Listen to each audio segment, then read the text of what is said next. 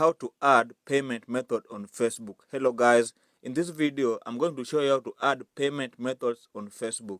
Remember to watch this video until the very end so you don't make any mistake. Okay, let's get started without wasting so much time. Click on the Facebook application, then refresh it. Now you want to click on your profile picture. The next thing you will do is click on the gear icon, and please, if you find this video helpful, remember to like it and subscribe to my channel for more videos like this. Okay, now you scroll down, just scroll down until you see this place for ads payment. This will enable you pay for advertisements on Facebook. Okay, click on it. Now, for instance, here I'm in Kenya, but you can see my currency is Kenyan shillings, but I don't have payment method attached to my Facebook account.